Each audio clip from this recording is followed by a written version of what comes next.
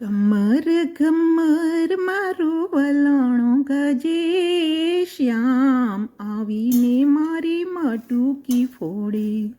ખારી સિંગ બનાવવા માટે મેં 2 વાડકી સિંગ દાણા લીધા છે. આ સિંગ દાણાને આપણે પાણી વડે સરસ રીતે ધોઈ લઈએ. એક મોટા વાસણમાં પાણી લઈને સિંગ દાણાને સારી રીતે ધોઈ લઈએ.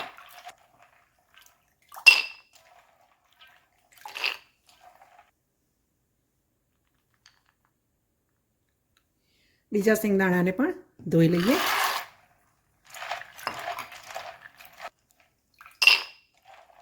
બે વાડકી સિંગદાણાને મેં ધોઈ લીધા છે.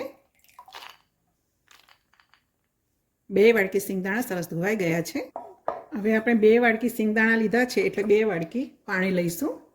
જે વાડકીના માપથી સિંગદાણા લીધા છે એ જ વાડકીના માપથી આપણે 2 વાડકી પાણી લઈ લઈએ.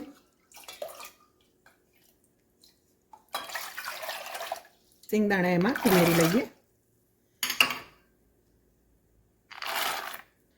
એમાં 2 ચમચી જેટલું મીઠું ઉમેરી લઈએ.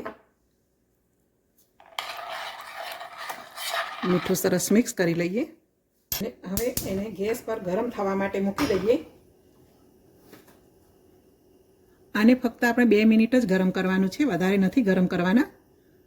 2 મિનિટ થાય એટલે ગેસની ફ્લેમ બંધ કરવાની છે. ત્યાં સુધી કઢાઈમાં 2 વાડકી સિંગદાણા લીધા છે એટલે 2 વાડકી મીઠું લઈશું.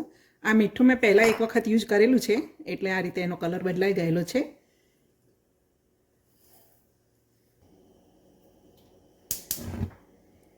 સિંગદાણા પણ ગરમ થાય છે અને હવે મીઠું પણ ગરમ થવા માટે મૂકી દઈએ. એમાં આ રીતે તવેથી ફેરવતા રહેવાનું છે.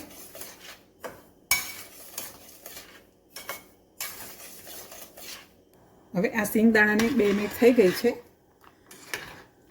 એટલે હવે આ સિંગદાણામાંથી આપણે પાણી નિતારી દેવાનું છે. અહીંયા મીઠું ગરમ થાય એમાં વચ્ચે વચ્ચે આ રીતે તવેથી ફેરવતા જવાનું અને સિંગદાણાની જે પ્રોસેસ હોય પણ આપણે સાઈડમાં કરતા જઈશું. ગેસની ફ્લેમ હવે બંધ કરી દઈએ. એમાં આ રીતે ચમચી ફેરવી લઈએ એટલે મીઠું સરસ રીતે મિક્સ થઈ જાય.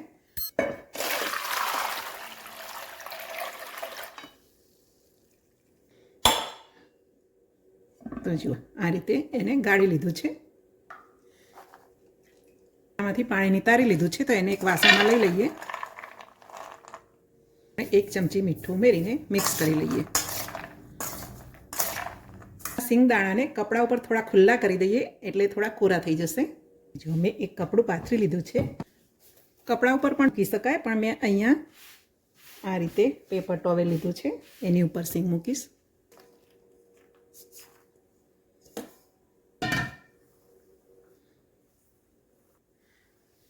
અને તમે 5 મિનિટ રાખશો એટલે સરસ કોરી થઈ જશે.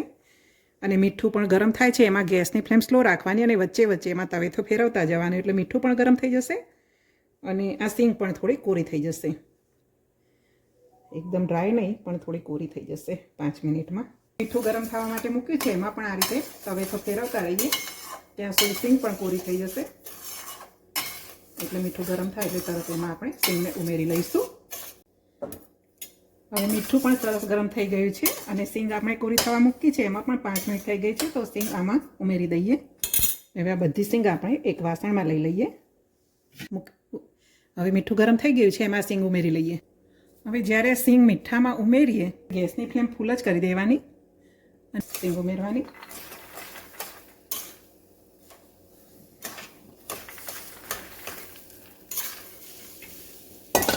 શરૂઆતમાં સિંગ ભીની હશે એટલે મીઠું સિંગ ઉપર ચોંટી જશે પણ જેમ જેમ સિંગ શેકાતી જશે એમ એમ એમાંથી મીઠું છૂટું પડતું જશે.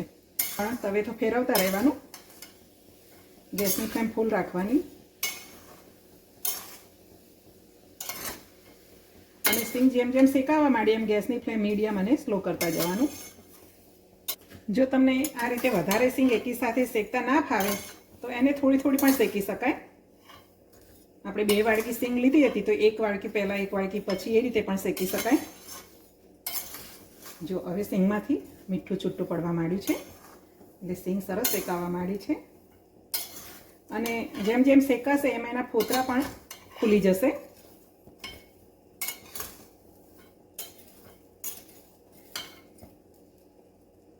હવે સિંગ શેકાવા માંડી છે એટલે ગેસની ફ્લેમ સ્લો કરી દઈશું. અને હજુ એને શેકી લઈશું.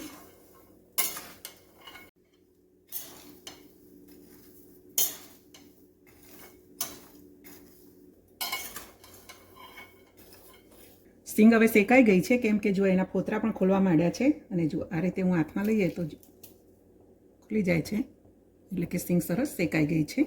તો હવે આપણે ગેસની ફ્લેમ બંધ કરી દઈશું. અને ગેસની ફ્લેમ બંધ કર્યા પછી પણ હજુ એને આ રીતે થોડું ચલાવતા રહીશું, એટલે સરસ ક્રિસ્પી સિંગ આપણી બનીને તૈયાર થશે.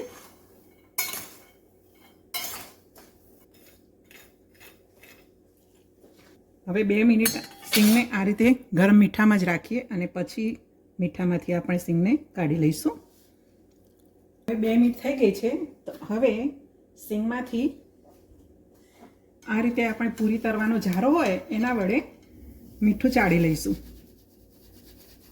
અને એને એક વાસણમાં લાવી લઈશું. જો બની છે ને સરસ.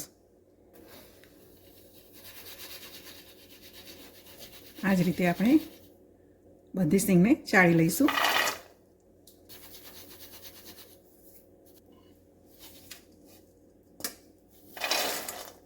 જો આ જ રીતે આપણે બધી સિંગ ચાળી લીધી. અને હવે આ જે મીઠું છે એને ફરીથી જ્યારે બનાવી હોય આ રીતે સિંગ તો એમાં કામ લાગશે. એટલે એને પણ આપણે એક બોટલમાં ઠંડુ થાય એટલે ભરી લેવાનું. તો જો એકદમ સરસ ક્રિસ્પી સિંગ બની છે. તો આ રીતે ખૂબ જ સહેલી રીતથી ખારી સિંગ ઘરે બનાવી શકીએ છીએ. મિત્રો, રેસીપી ગમી હોય તો વિડીયોને લાઈક કરશો, ચેનલને સબસ્ક્રાઈબ ન કરી હોય તો સબસ્ક્રાઈબ પણ કરશો. અને સરસ એવી ગરમ ગરમ ખારી સિંગ બનાવીને ખાવાની મજા માણશો. જય શ્રી કૃષ્ણ, જય માતાજી.